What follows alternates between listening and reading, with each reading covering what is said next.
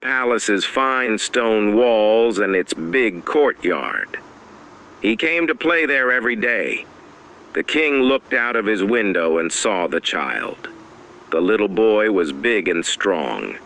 He could run fast and jump high. He was handsome too. The other children liked the boy. He was their leader and they all obeyed him. "Who is this child?" the king thought. "What is he doing here in my palace? Does he think he is a prince?" Every day, the king watched the boy. Slowly, he became afraid. "This child is too strong. The other children like him too much," he thought. So the king went to visit a wizard. He told him everything. "Who is this boy?" the king asked the wizard.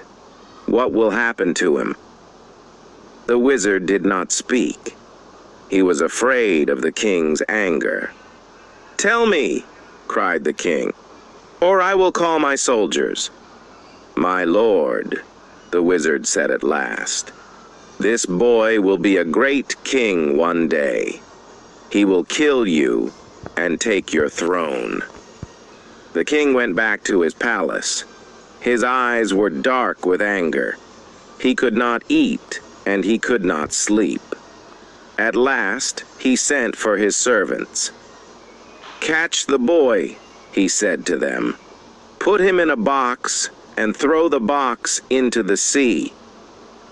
The servants were frightened of the king, and they obeyed him. That night there was a terrible storm. The wind blew and big waves ran across the sea. The waves carried the box far, far away and threw it on a beach. The next morning, an old man was walking along the beach. He saw the box and ran up to it. Inside, someone was crying. Quickly, the old man opened the box. He jumped back, very surprised. "A child," he said. "A little boy." He looked at the boy, and at once he loved him. "Where are your father and mother?" he said. "I don't know," answered the boy, and he began to cry. "Don't be afraid," the old man said. "I will be your father now." He took the child home to his wife. She was very happy. "After all these years," she said, "God has given us a son. We will call him Zeta Hasebi because we did not expect him." 12 years passed. For a long time there was peace in the land, and the king stayed in his palace. But then, one day, a war began. The king began to travel to the most distant parts of the country. One day he came to the house of the old man and his wife. The old man welcomed the king. "Hurry," he said to Zeta Hasebi.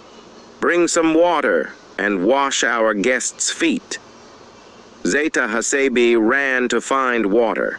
He washed the king's feet. The king smiled at Zeta Hasebi. He liked him. "Here is a fine, strong young man," he thought. "He works hard for his father, and he shows respect for his father's guest." "Your son is a good boy," he said to the old man. "This boy is not my son, my lord," the old man said. "He came to us from the sea." "What?" said the king. "What do you mean?" "One day, 12 years ago," the old man went on, "I was walking on a beach. It was the morning after a great storm. I found a box.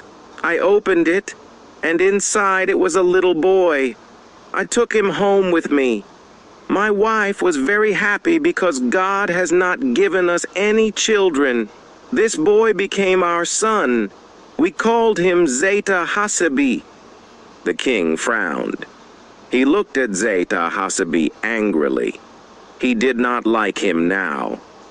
"He is my enemy," he thought. "He will kill me and take my throne."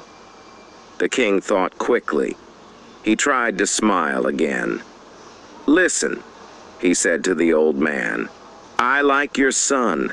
He's a fine boy. I must go back soon to my palace. Send him to me, and I will look after him. He will be a rich man, a powerful man. A great future is waiting for him." He called to one of his servants. "Give me some paper and a pen," he said. The servant brought some paper and a pen, and the king wrote a letter. "To my guards," he wrote, "catch this boy and kill him, and bury his body in front of my palace." "Can you read this?" he asked the boy. The boy looked at the paper and shook his head. "I don't know this language," he said. "I can't read it." "Good," said the king. "Don't lose this paper. Give it to the soldiers at the gate of my palace. They will bring you to me." "Thank you, my lord," said Zeta Hasebi. "Come soon," the king said, and then he went away. The old man and his wife were sad. They did not want to lose Zeta Hasebi. They loved him, but Zeta Hasebi was happy and excited. "When can I go to the palace and see the king, father?" he said every morning. "Can I go today?" "Not yet, my son, not yet," the old man answered. At last, the old man and his wife agreed. They called Zeta Hasebi to them. "Our dear son," they said, "we can't keep you here any longer. You can go to the king's palace, but don't forget us. Come home again soon." Then they blessed Zeta Hasebi and said goodbye. Zeta Hasebi began his journey. The road was long. It went through deep valleys and high mountains. On the highest mountain of all, he saw the wizard's eagle in the sky. The eagle flew down to Zeta Hasebi. It began to peck at his clothes. The king's letter fell out of the boy's pocket. The eagle picked it up in its beak and flew away with it. "No, no!" Zeta Hasebi called out. "Bring back my letter. It's from the king." But the eagle had already gone. Zeta Hasebi sat down on a rock. He was unhappy. "The king will never see me now," he thought. "His servants will keep me away from him." Then he saw something white on the ground. He picked it up. It was another letter. Zeta Hasebi looked at it, but he couldn't read it. He didn't understand the language. "Did the eagle drop this?" he thought. "Perhaps the king's servants will understand it. Perhaps it will help me to see the king." He put the new letter in his pocket and went on down the road. At last, Zeta Hasebi came to the king's palace. It was a fine stone building. "But where are the soldiers?" he thought. "Where are the king's guards and all his servants?" After a long time, a servant came out of the palace. He saw the boy standing by the gate. "Who are you?" he called out. "And what do you want?" "The king invited me to come here," Zeta Hasebi answered. "The king isn't here," the man said. "Go away." "But he gave me a letter," said Zeta Hasebi. "Look, here it is." "Show it to me," the man said. So Zeta Hasebi showed him the letter. The man opened it and began to read. "This man is Zeta Hasebi," the letter said. "He is a prince. I have chosen him to be my daughter's husband. Arrange the marriage quickly. Do not wait for my return." The servant bowed to Zeta Hasebi at once. "My master," he said, "I am happy to see you. The princess is here.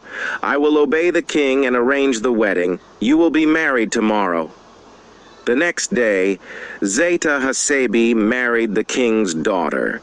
The cooks made a great feast. The musicians played wonderful music. Zeta Hasebi saw his bride, and she was very beautiful. He loved her at once. In the evening, the king came home. He rode up to the palace on his white mule. "What's happening here?" he said. "Why are all these people here? What is the music for, and why is everyone dancing?" "My lord," the servant said, "Prince Zeta Hasebe arrived yesterday. He showed me your letter. I obeyed all your instructions, and today he married your daughter." When he heard this, the king was very, very angry. "What?" he shouted. "This boy, my enemy, has married my daughter?" His mule was frightened by the noise, and it reared up. The king fell off. His sword ran into his side, and he died. And so Zeta Hasebe became the king of the whole country. He sent a servant to bring the old man and the old woman to the palace